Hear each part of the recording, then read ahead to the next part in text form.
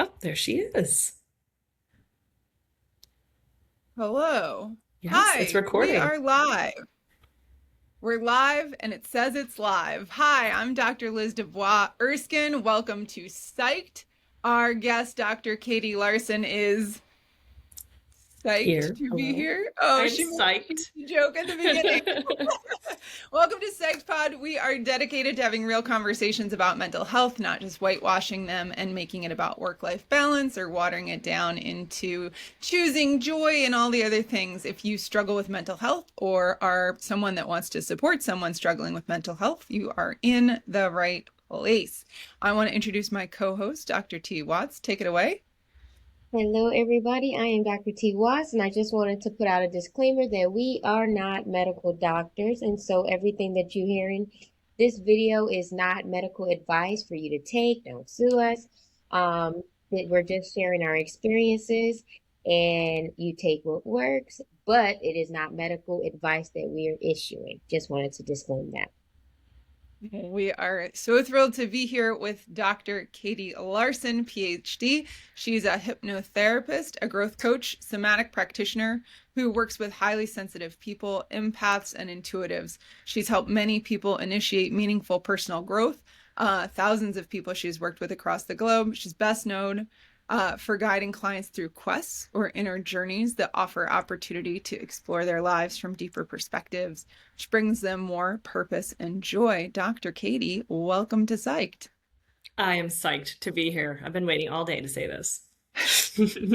I tried to key you up and then I made it all dorky and awkward. Yeah, that's all good. That's on brand for me. It's my pleasure to be here. Oh, we're so glad you're here. Why don't you tell us a little bit about your story? Yeah, I mean, this is always a challenge and any podcast because you're like, which angle do I walk in from into my origin story? But I am one of these people who was born highly sensitive, meaning, so if you're like, I don't even know what that is right off the bat, 20% of us are highly sensitive people. And so it's a very well-researched collection of traits where it's in 20% of all, it's in all populations. We are 20% in that population. It's equal amongst the genders. And it's, 70% of us are introverts and 30% of us are extroverts. But when you are born highly sensitive, you are very perceptive. And yes, you are emotionally sensitive, but you're also sense-based sensitive, which makes your nervous system really perceptive and like more activated than non-sensitive people. And so I didn't know that as a child. That comes much later in my story. But when I look at my childhood, it definitely is one of a highly sensitive person where I loved nature, right? I was an empath. And so I was really close with kids, but I also felt drained by social settings and things like that because I could really feel the energy in the room. Or like sometimes you would go to remember we'd all go to these like family events, and if you're an empath, you can like feel that when somebody's words are not matching their energy. And I was always like, why is those two people talking? They hate each other. And you can like feel the tension between them, So I had a very highly sensitive childhood, but I didn't know I was sensitive. And so it wasn't until I was an adult that I learned that later. But my story was because I was so in love with the nature and things like that. My first career was science teacher and a scientist. And so I went to school, my first few degrees until the PhD. So my first, bachelor's and master's degrees are actually in science. And I was a science teacher in high school. And in the summers, I was a field biologist in very exotic locations like Borneo and Mongolia and Kenya. And I traveled all over the world with literally like a machete in like the jungles, like looking for orangutans and monkeys and different kinds of elephants and stuff. So it was a very exciting first career, was very science-based. And I think this conversation will be fun because I have a very science-based background. And then later in my life, I did a lot of heart-based things because I always had this knowing, very strong intuition that I wouldn't live in the United States for long. So I grew up in the United States. I grew up in Chicago, But I had a longing to be out in the world. And I blame that on National Geographic magazine, by the way, because as a kid, I would read it and I would be like, I belong out there. You know, like it was like an invitation. I'm like, I don't know what this is, but I want to go everywhere this magazine shows. And so in 2011, my husband and I made the first of many moves from Chicago to, first we were in Spain and then South Africa and then Singapore and then Cambodia and then Hong Kong. So we lived in many different places in the world. And in between, I had lots of little stints in different cities for a long time at a time, just from just different choices that we made. Like really, we just said yes to a lot of things before we had children. And throughout that process, I was changing so rapidly that I recognized there must be a name for what I'm going through, right? Like there must be some kind of name where like everything I thought I knew about myself was always being pulled under the rug. Like, oh, and like you had to keep asking yourself, like, well, who am I now? Like, if I'm not this kind of person, when I go to this new country, I have to like take off that other masks from like the first country I was in, and now I have to put on a different mask. And like, you're just consistently trying to find out who you are. I was like, there has to be a name for this. And I was in a PhD program at the time, and I was studying something completely different.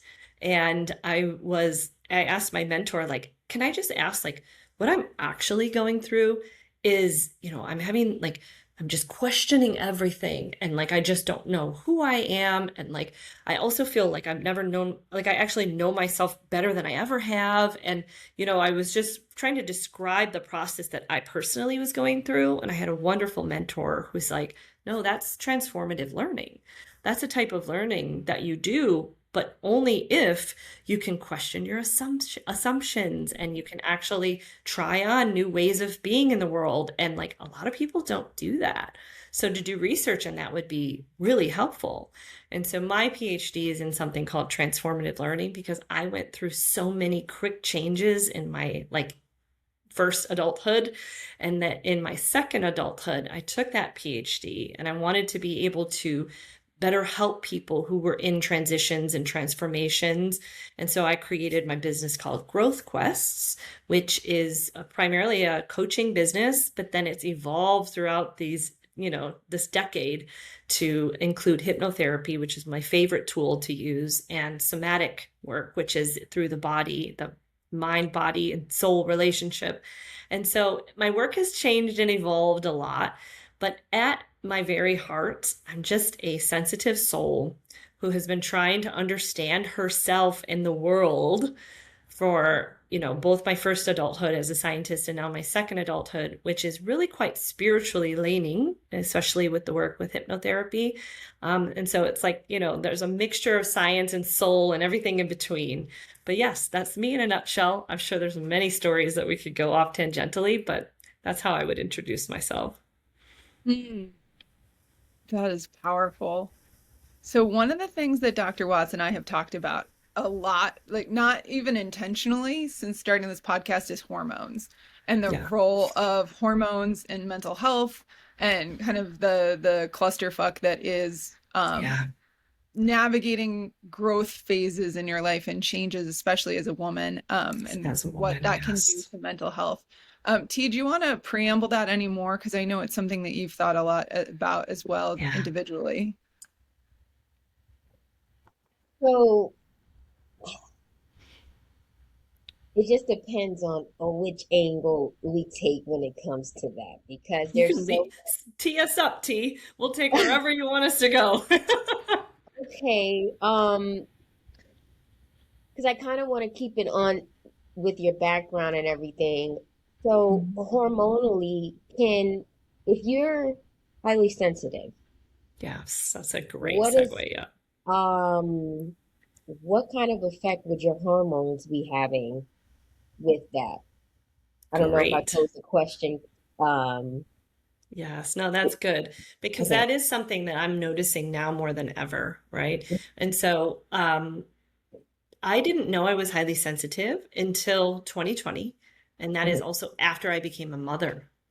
And what I was noticing, and this is a great way of tying in the hormones, is my mother had postpartum depression. And I would say she is not as sensitive as me. I get my sensitivity from my dad. But because it's genetic, right? Oh. But my mom was very vocal about her postpartum depression. So my firstborn, I was very vocal to everyone around me and my support team, friends, my partner, doctors, everyone say, keep an eye on me, please. Keep an eye on me, please. Keep an eye on me. And believe it or not, I didn't have it for 1 year. And then I weaned. And so I breastfed for 1 year and then I weaned. And when I weaned, I must have changed my hormones so drastically that I was very depleted. I was very depressed. I had like, like basically no will to live, but it was like out of nowhere. Like it was just within like a few days of weaning. And I recognized the sensations of exhaustion because you're 1 year in, you're like, okay, I know what exhaustion is, but it was like the lack of lust for life. It was that sense of feeling like, I wouldn't say I felt like everyone hated me, but you feel very isolated and alone, and you feel like no one wants to connect with you because you don't feel you're emitting an energy that wants to be near people. Like you can just tell your like beacon is you're sending out this energy. And now to answer your question about the high sensitivity, during that time, I was also, it was the beginning of the pandemic, right? And so I was like all of us, like grounded, right? And I couldn't fly and do all these things, which I love to do. And so I was on a online program getting another certification, as we all do. So we're so bored, we got to fill the hole, right? But I was getting another certification in something called coaching for spiritual emergence, because that's like another way of describing transformative learning is you're having an awakening, you're having an emergence, and it can be quite scary because it's very lonely. Like you see things from completely different perspective, and you really have to reorient yourself. And in that module, it was talking about highly sensitive people. And I was like, what's this? Like I had never even heard of it, right? And by that time, I was nearly 40 years old. I was like in my late 30s. So I clicked on the link and I started going down the link holes that we all can go through. And I realized, wow, I always knew I was an empath, but I never knew I was a highly sensitive person. And it was the most validating experience of my life. But what it means to be a highly sensitive person, and this is how it ties into your question so nicely, is we feel the world very deeply. And not only is that something that's immeasurable, but it's measurable in an fMRI and a CAT scan that we're making more novel neural pathways than an average person. And so it's like the equivalent of having 100 tabs open in your brain, where a Oh my, less sensitive person would have like four. I And have so said that's that what, before. I'm yeah, sorry. I haven't tried to like cut you off, but I was like, I feel like I have 100 tabs open and they're just not I okay. know. But and so that's when the hormones, when they're working well, those 100 tabs, it's like a beautiful mind where you're like everything connects. And it's like this amazing moment where you're you're creatively problem solving an idea you had in third grade with a problem you have right now. And people are like, how did you even remember that? And you're like, I was at that tab open, but it's like what happens is the older we get or the changes of our hormones, there are different ways that our brain starts to take those open tabs and organize them differently. And I can continue talking about how perimenopause is presented that, but I'll just stay in this postnatal depression for a moment, because what I was noticing is with all of those open tabs and with the feelings, emotional, like the really deep feelings, what had happened in my body, and I didn't know it at the time, was I just had tanked my progesterone, right? And so we have really high progesterone when we're pregnant, and we have higher progesterone when we're nursing. But when we wean, it just tanks. And some women, they're capable of creating more, and it's just like kind of goes back to normal. But some women, it's genetic. And I think that's why my mom had postnatal depression as well. We just don't create the progesterone after our babies are born. And we stopped nursing, and it's like those feelings, they were always deep, but they felt even deeper, right? Because progesterone is a really nice insulation of our emotions. And so it's like it makes things less annoying and it's not as irritating. But once progesterone goes away, it's like everything's a raw nerve, everything's irritable. And if you're already sensitive to senses and like your external environment, right? Like chewing noises, like, oh, or like jackhammers or scents. With the lack of progesterone, it's even more intense. And so that was a really good question, actually, because I did a lot of research in that when I started going through perimenopause, because my girlfriends who were also in perimenopause, they're like, well, yeah, I get some hot flashes sometimes. That's about it. I'm like, are you kidding me? I'm losing my mind, right? And so I think that it is noticeable once certain hormones, and also testosterone is the one with the tabs. Like when I had all of these tabs open, I started noticing in perimenopause, once my testosterone just completely tanked. I had like literally zero when they did the blood test. I was unable to do things that are called your executive function. Where, as we all know, like if you have an idea and you're like, okay, I have to get to letter Z and I'm at letter A. What do I need to do? My entire life, I'd be like, no problem. A, B, C, D, E, F, G, and you just like go in your mind, the steps and the order of what you need to do. And the orders are also feel like, but there are certain ones are more important and certain ones are less important. That was gone. That was completely gone. And when I started taking testosterone again, that returned. But it was amazing to me that that was the hormone that was responsible for me being able to keep all of those tabs open and being able to keep an executive functioning brain. It was testosterone. Good stuff. Yeah. I feel like, oh my God, singing my song. Like, I was like, yeah. Right. I think we're the same age just based off of what you shared of 2020. The executive function. I remember feeling devastated. I'm a person with high executive function, or had been my whole life, right? Yeah, most of your life. Probably high achieving people. Look at us. We all have doctors. Achieving, yeah. Right, exactly. We're not dumb. Yeah. Right. All three of us are doctor, right? Not medical doctor. Don't sue us. Right. I remember just feeling bereft, like grief of like I am not myself anymore. And this part of me that's been fundamental, this not just emotional processing, but my intellectual ability has left. Yes. And who am I absent of that? Not in a like I have no self-worth if I'm not smart, but like who I know am I? Yeah, exactly. Yeah. Like who I know myself to be is someone that is like this, and I am not like that. And getting the patch, I remember a friend of mine who's gone through breast cancer, she's just a bit older than us. She said, your hormone patch really scares me.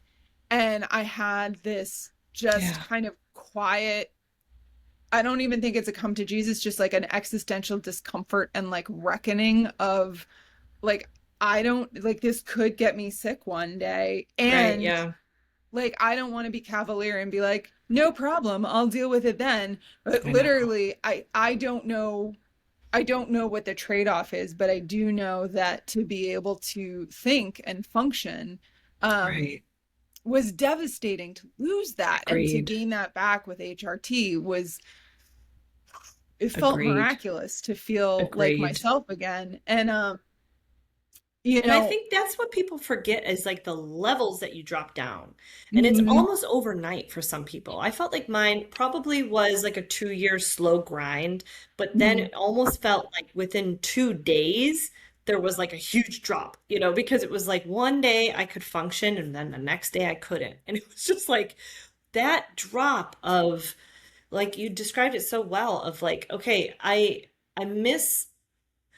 It's like you have a memory of being able to function. And I think that memory of being able to function and is like here. And then your actual capacity changes to like here.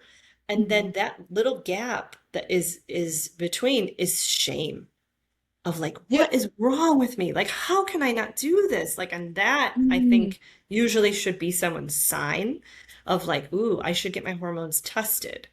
I should get this tested. I didn't feel ashamed at all. I felt frustrated and I Yeah. felt scared that I would Yeah. never Like, am be I ever myself. going to get this back? Yes. Yeah, and it wasn't even I this still like say that external. sometimes. Yeah, Yes. yeah, yeah, but it wasn't this like, can I get this back? Like, can I get this functioning back? It was, can I ever be myself ever again? And Yeah. like the devastation of that, like question mark was so scary.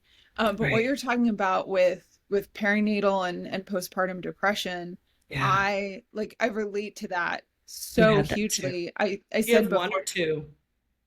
I How many have kids? one alive, and then I had a miscarriage. Oh, so And in sorry. my like spiritual practice, that's I Yeah. had two babies. Yeah.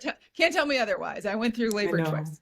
Yeah. Um, so anyway, I with my first, I had like my daily practice became lying on the floor of my bathroom and sobbing, just like I know. completely sobbing and feeling like an idiot because this was a wanted baby. This was not a Yeah. like, oh gosh, my life's going to change and I didn't want it to. It was, this is something I want, not just a Yeah. lot, but very, very Same, bad.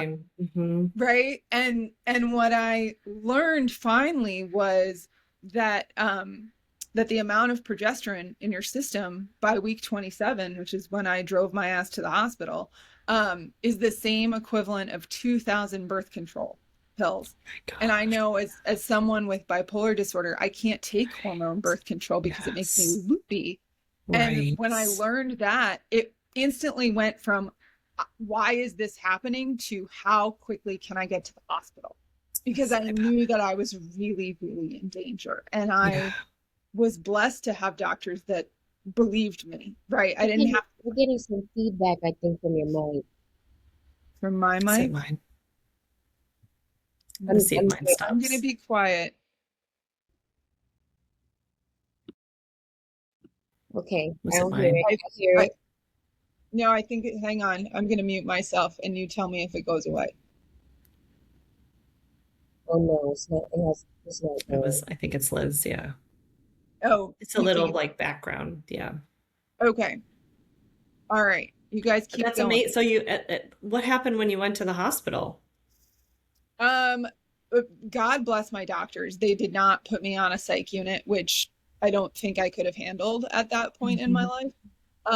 They admitted me to a what's it called? They admitted me to the maternity and delivery ward. Right? I was 27 weeks pregnant. I was like very, very, very visibly pregnant at this point. And they had a monitor in the room with me, and I had to pee with the door open, and like I couldn't shave my legs, which that was not even going to happen because I was 27 weeks pregnant, right? Who's shaving their legs, right? Can't get over the bump anymore. Yeah, I I was understand. just like, Yeah. why are we concerned about that? I promise it's not an issue. Yeah. So it was great. They just really, really took care of me. And that night I went on Facebook and like looked at all of my photos from the beginning of time. And I just went through and I was like, I'm so blessed and I am so lucky and like I am Did it okay. land? Could you feel it? Did it land? I Like, could 'cause you know how because sometimes you could say that and it just doesn't land. they were upping my meds. And all of a sudden, I had gone for because I had this information, which nobody freaking talks about, I because I know. had this information that this was a progesterone issue and not a Elizabeth issue. I Yes. felt this tremendous hope because this wasn't something like this was something that could be addressed, right? This was not a Yes. moral failing. I wasn't weird. I wasn't broken. I just Right. had too many hormones in me. And like Yes. that process continued. I had postpartum depression terribly. I tried to run away when my son was 6 weeks old. And I Yeah. just continued to be surrounded by people that took care of me. Thank And God. and I think without that, like if a woman is facing any of these kind of changes without someone or someone's who is really Yes. able to catch her and hold her, I don't know that I would have gotten through it, to be quite honest. That's what my mom's story ended in attempted suicide, and she was saved, but that was how she felt, right? And so that's why when I became pregnant, she was very vocal about, you might feel baby blues and this kind of stuff. And I'm like, no, you got to tell me everything. Like, you got to tell me exactly how you felt. And then she was describing similar to you of like, well, I actually wanted to kill you, but I was so embarrassed and ashamed that I felt like I should save you from myself. And so I tried to kill myself. And so it's like, that is such a good lesson in my own familial mythology, that I took my own health really seriously. Like I shared in the beginning of like, okay, everybody look out for me. But because it didn't come postnatal for so long, nobody was there because no one was paying attention anymore, because a year had passed. Like postnatal depression usually happens right after birth, right? And so I was more on my own. And I think for me, I found it really fascinating, because as we are all like mental health and wellness like practitioners, we can see ourselves from third person experiencing something. And so I like really had this like eye in a way that could be like objective. Oh yeah, Liz, your mic's really, try your mic mute again. Yep. Okay.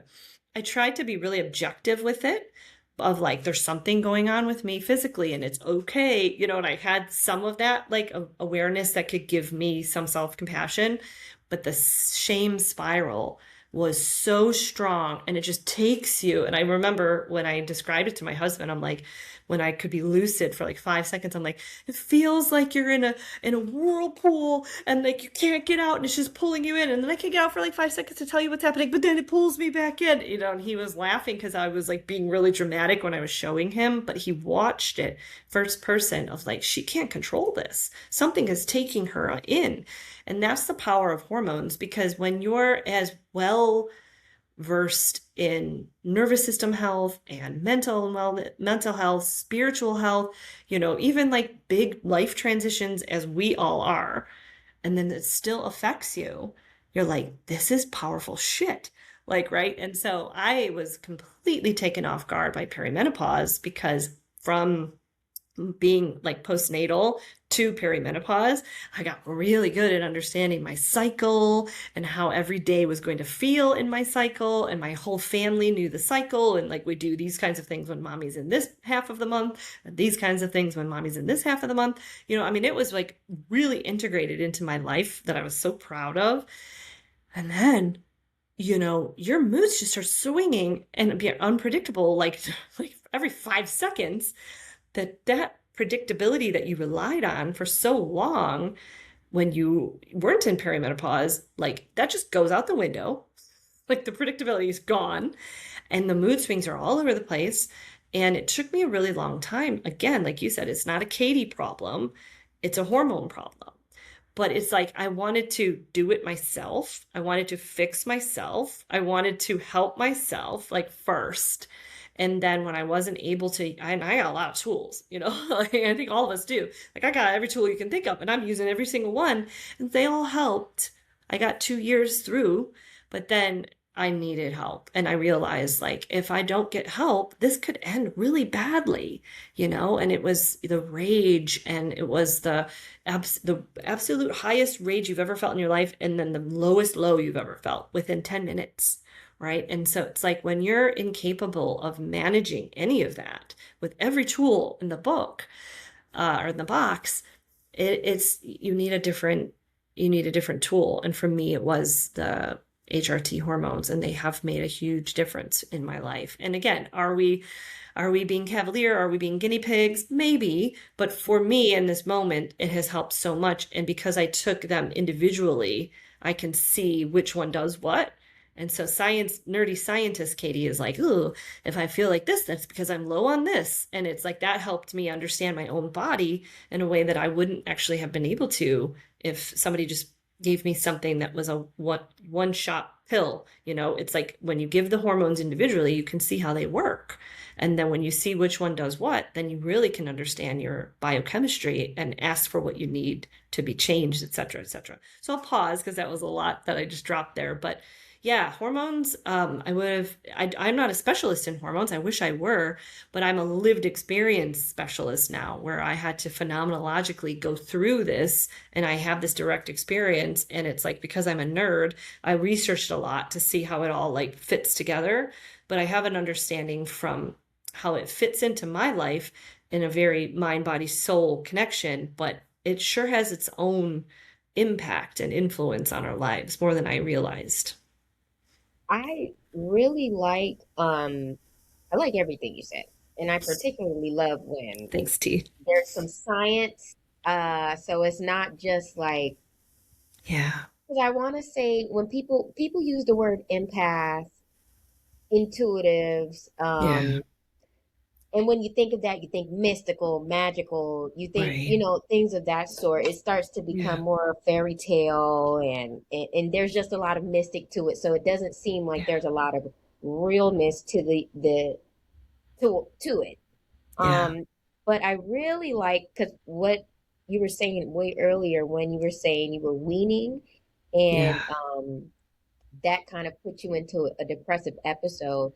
Very And it really much. boiled down to it was the breastfeeding that kind of was like the triggering action. And it makes me think because I ended up in the hospital with, Yeah.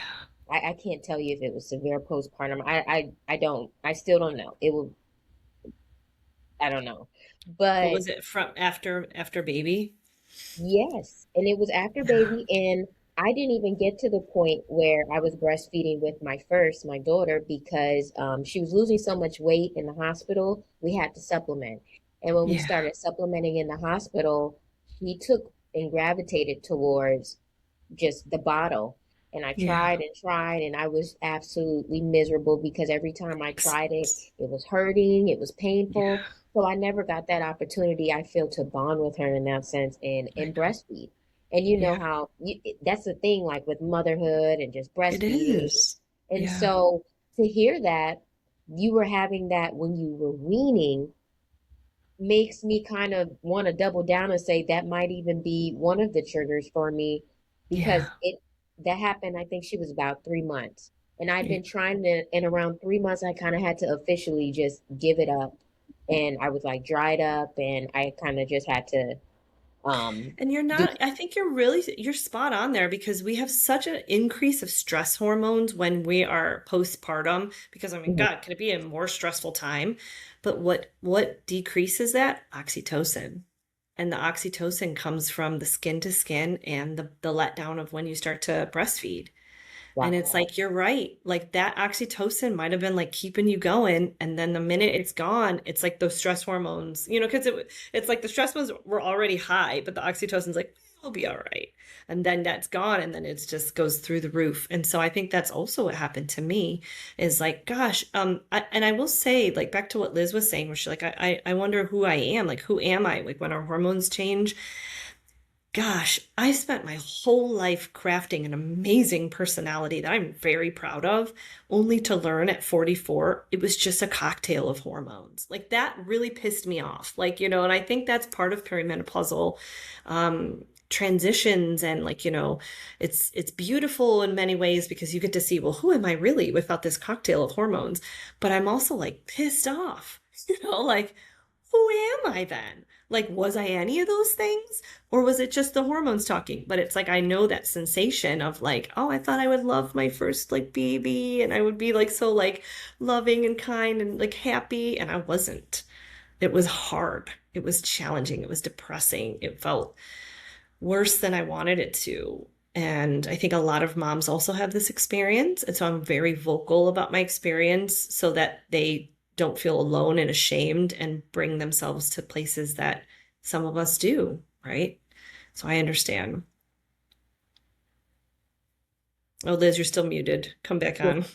on. I have microphone shame. Um, you said something, Katie, about wanting, like your mom wanting to not have you anymore, right? Yeah. And there was, the kind of I don't want to be here. Anyway, I'm beating around the Yeah. bush and saying some moms feel, really Same. desperate on the other side. And I was lucky, I guess, in that like 27 weeks pregnant, I hospitalized myself, and I said to my doctors, I said, yeah, I'm bipolar. I'd been diagnosed at that point for like 15-ish years.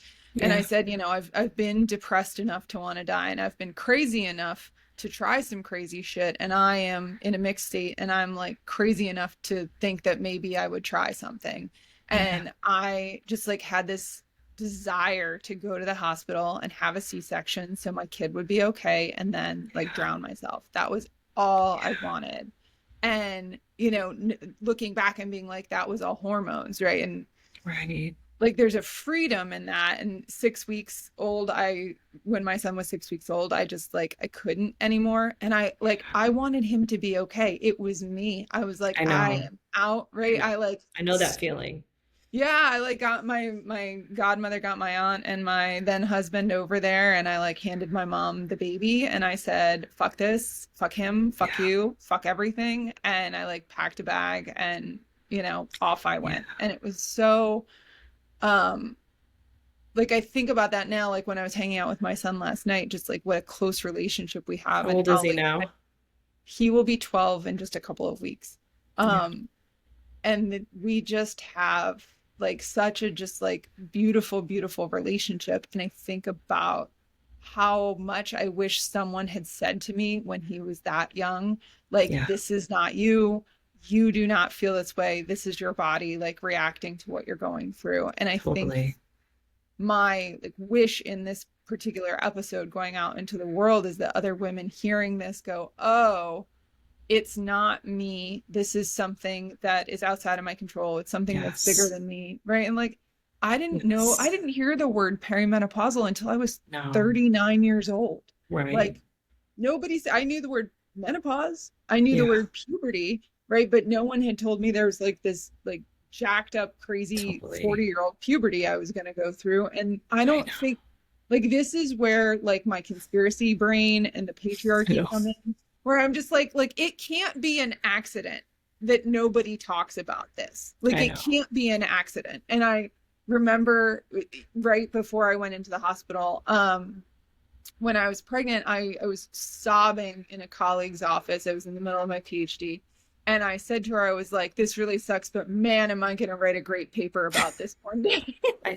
Well, that's what and thank you so much for sharing so much of your story, because I think that this art of podcasting, it's going to be what saves us in this generation, right? Like this Gen X millennial generation, like this is how we're getting our news now, right? And it's like we're getting news from stories. And so the better we can tell our stories with the shame, with the darkness, with the reality, with the I almost didn't want to keep going, you know, like if we don't be honest about that, then we are kind of, I don't want to say wasting that experience, but it's like that experience was terrible. But what a gift it is to the world when it's told as a story, because it can save another life. And that's what I said before we started recording. I said, look, this is not my professional expertise talking about hormones, but it's so much my lived experience. I will talk about it day and night, because if I could save a life by saying you will change through your hormones several times in your lifetime as a female, and it will be drastic. And if you didn't know that your persona was so intimately linked to your hormones, you would feel crazy. And it's like with your conspiratorial mind, mine goes to the same place of like, yeah, that's why we had hysteria for years. That's why they had sanitariums for years. That's why they had lobotomies for years. But we did get the vibrator out of that. Yes, that's true. And I'm very grateful for that. Which, by the way, if we go on another tangent, I have found self-pleasure to be a very useful tool in perimenopause, because it's like it just resets your nervous system when you go through a moment. But like, yes, thank you for sharing your story. Thank you for being, both of you, so open about your own experience with it. I think I've been really open with my friends because I'm a little older than my peers in my group of friends. And I'm describing the lows to them in ways that I hope are, you can see yourself in it, you know, because I think like sometimes if we're too vague, people are like, well, no, that's kind of similar. But I'm like, okay, like I didn't get invited to a party last week and I cried for 30 minutes because I felt like the rejection sensitivity was so strong in that moment and I had no control over it. And so I would just let my kids see me cry. I let my husband, you know, comfort me, because what I'm noticing is a lot of perimenopause feels just like puberty. And we didn't have a really strong mind yet in puberty, so we didn't have a really strong sense of self yet in puberty. But what I do remember is rejection, sensitivity, right? Feeling a lot of like rejection and like insecurity. You're feeling more aware of your changing body. You're having shame about things that before you were proud of. You know, your brain is working differently. And even like the change in testosterone is like your sex drive and your libido changes up and down. And I'm like, this really is puberty. And so, yes, I'm making sure to share that so people can see themselves in these stories. It's puberty with saggy titties instead of new titties. Although mine went innie. I have innies because my second born just took them away. My husband knows exactly what I want for my 45th birthday. And he's like, absolutely not. You're a pain in the ass after you have surgery. If you have boobs done, I cannot imagine how awful it would be. But you never know. It could be fun. Yeah. T, I'm curious to know, because you're a little bit younger, I'm curious to know kind of what's been your experience in terms of people talking to you about perimenopause. Yeah. And how old are you now, T? Today years old.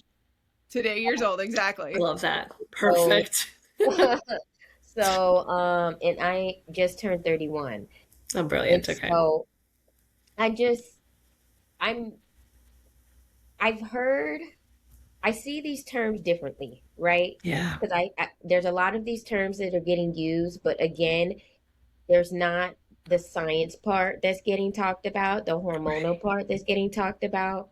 Like even I made a correlation when you were talking about your testosterone going down, which is also a surprise because I thought testosterone for ladies go up the older they get, which is why I thought you start growing like more facial hair and stuff like that. In my little hair, you could see it. Yeah.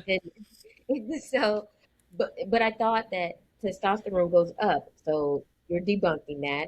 And then with it going down and it affecting the executive function, Yeah. it kind of brings a new term to masculine and feminine energy, right? Oh, yeah. I've got a lot of comments on that. Yeah. Go ahead.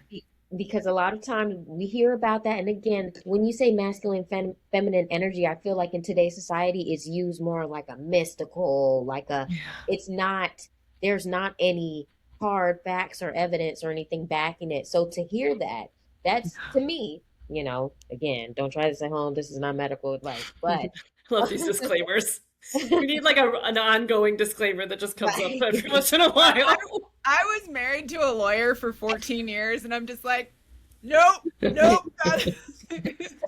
Yeah, no, keep going, T.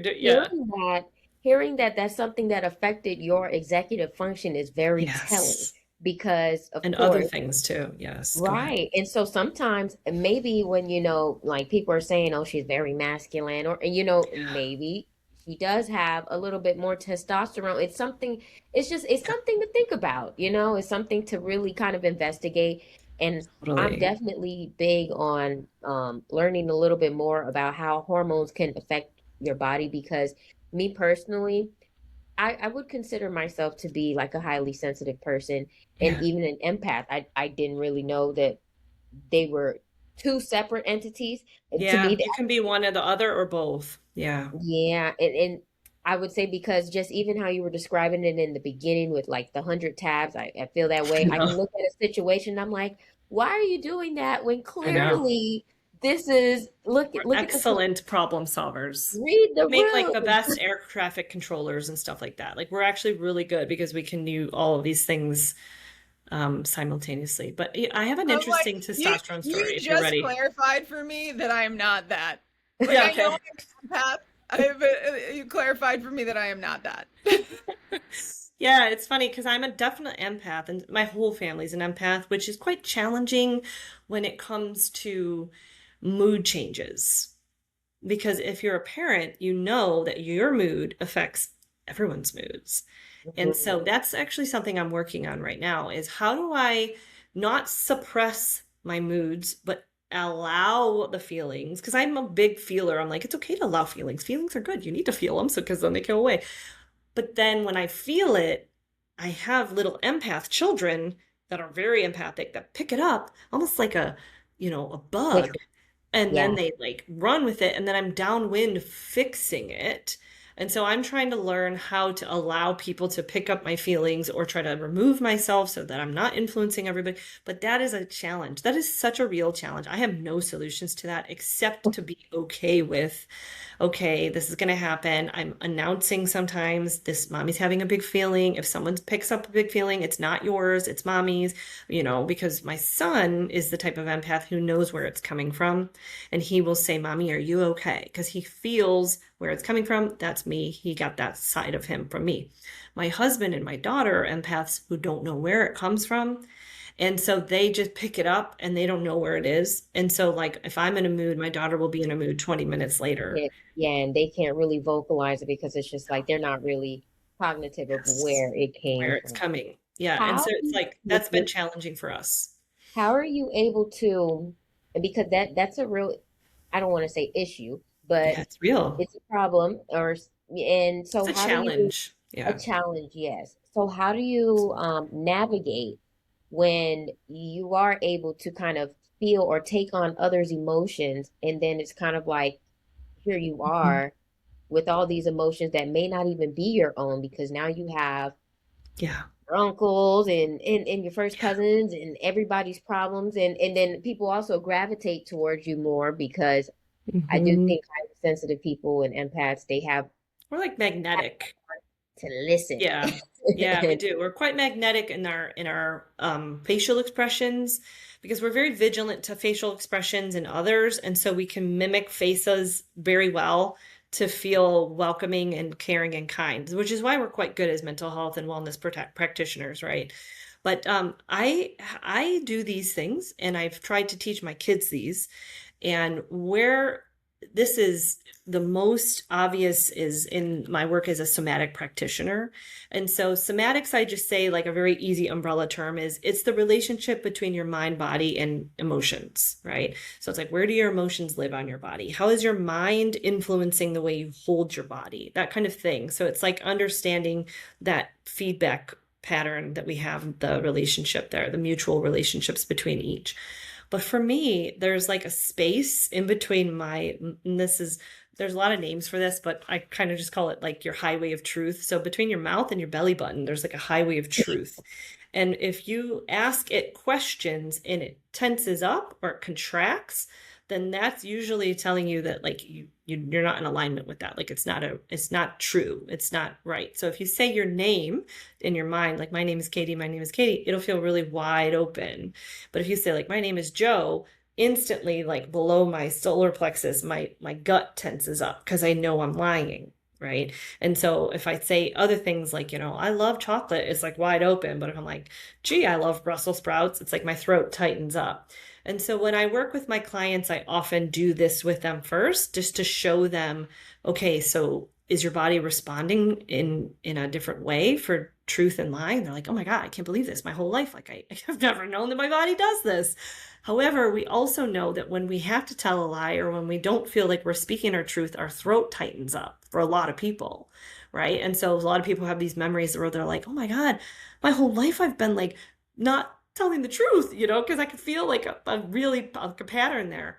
But the reason I bring that up first is because when you then are picking up feelings from people as an empath, you can say to yourself, is this mine? And your body will tell you. So if it's yours, it'll be wide open. And if it's not, it'll be tight. Is it my mom's? Wide open. Okay. Is it, my dad's? Tight. Okay, so it's my mom's, right? And so it's like it can actually be a very cool tool for truth. And it's like the thing is, why doesn't anybody teach us this? Because our generations before didn't know how to use this, but it's a very real tool. And it's like your body doesn't lie. Like it'll always tell you, in a very realistic way, what isn't true to you. And so I do that a lot. And I taught my daughter that because she's the eldest of the two. And so she can actually ask and she will tell you like, oh my God, this isn't mine. But the problem therein is, so how do you get rid of it? That's not yours, right? Like that's the second part, or protect yourself from it. And so that is the more challenging thing. And so for me personally, I work with a lot of people with trauma and emotional issues and, things that are challenging all day, every day as a hypnotherapist. And so it's coming in all the time. And so I do two things. I do a prayer of protection, and I do like an energetic protection around myself so that I'm kind of like keeping my energy field tight around me. And then two, when I'm finished, I like shake and I like do all these things just to like get it out of myself, like get it out of my field. And I move and I do all this funny, weird stuff that I would be embarrassed to see if I put it on camera. But I'm just like having a little conniption, getting it all out of my energy field, or I'll go swimming, because it's like otherwise it kind of hangs around you. And I think we've all met people that you're just almost sense these like little like barnacles all around them, like they're carrying everyone's emotions. And so, yeah, it's important to get it out of the body. And the way we get emotions out is in motion. So movement really helps a lot. Does that answer your question?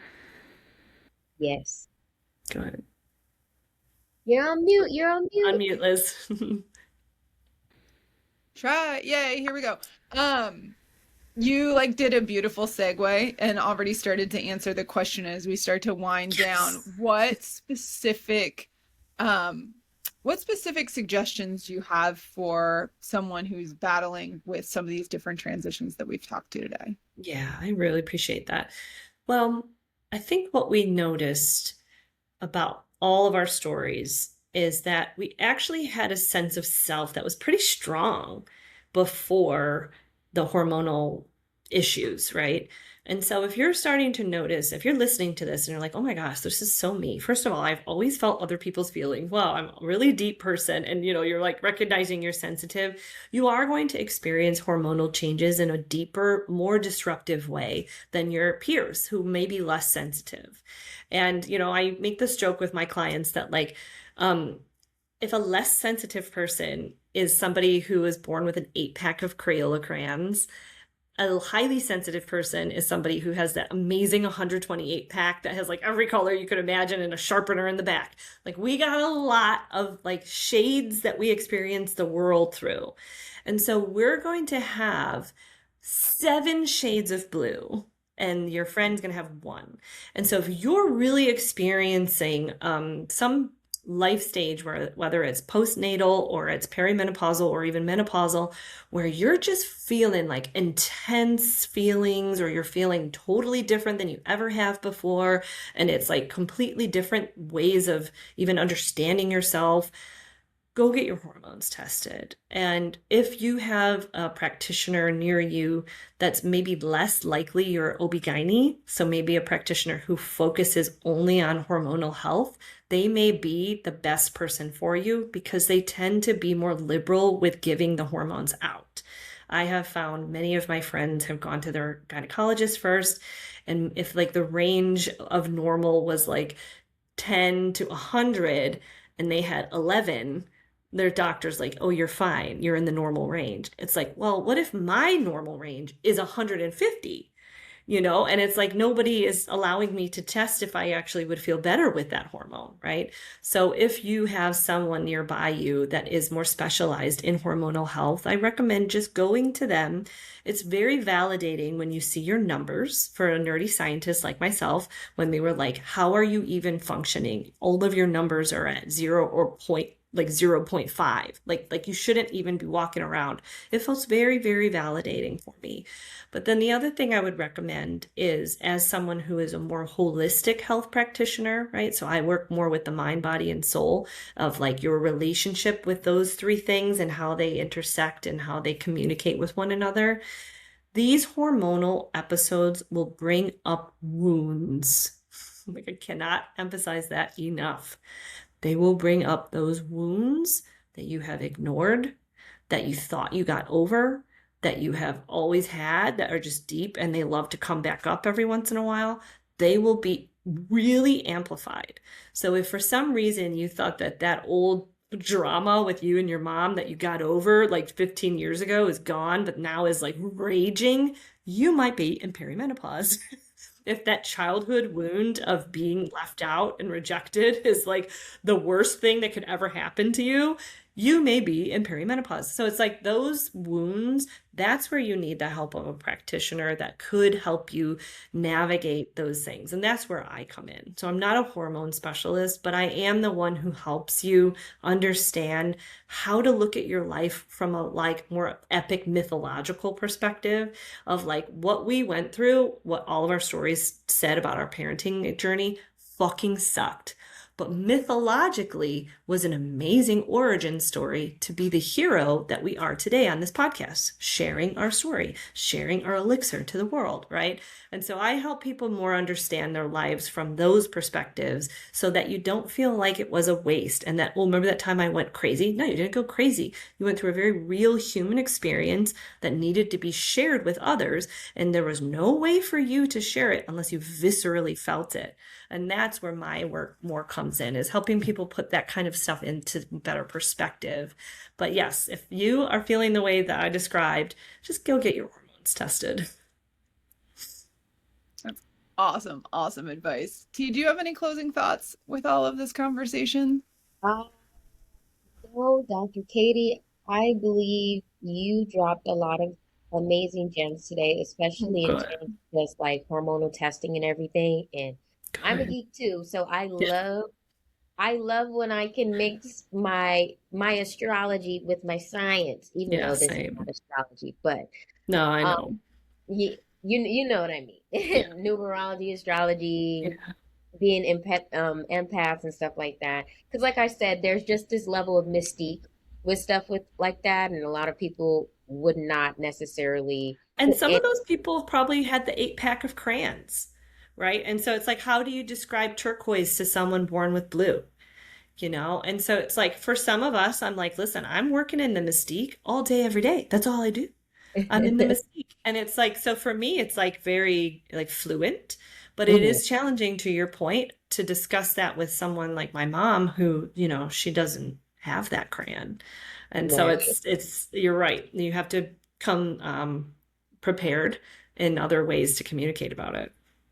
Yes. And again, I love everything you said about in terms of just hormonal testing, Good. and just kind of making sure because again, I think one of the biggest gems you dropped with the your executive function I being know. linked to the testosterone. Yes. That's huge. And so, and you never know what else is being affected in terms of just like rage and all kinds of stuff. So Yeah. thank you for that. And thank you for all the information that you shared with us today and for also expressing your story. Dr. Thank you. Lynn? Oh, this was such a good one. I feel like this is the Good. episode that's needed to happen for a while because we Yes. keep referencing hormones and all the changes in postpartum and birth control and all of that. And while this podcast isn't specific for women, obviously it's led by two women, and this has been a conversation that's a long time coming. So Good. I'm so glad you're the person that came to have it with us. Same. Where can the people find you? Yeah, so you can find me at my website, which is growthquests.com, or I'm on Instagram at Dr. Katie Growth Quests. So I hope to see some new people, new faces on the web. And yes, I'm available all over the world for a free discovery call just to see if we'd be a good fit. And mention the podcast because I love finding out where people hear about me. And this one was a real more personal story of mine instead of professional, but it is such a lived experience for all women at a certain point that if we don't start talking about this more, then we will have a generation of people who think they're going crazy when really they're just going through this very real, natural experience that, people didn't talk about before our generation. Yeah. Amen. Amen. T, any final thoughts? No, that's it. I thank both of you ladies for just sharing your story. You guys are Thank you. amazing. Right back at you. Well, this is Psyched Great. Pod. We're here to talk about leadership, mental health, and hormones today. We will see you next week. And thank you so much again to Dr. Katie for being here. I was psyched to be here. Thank you.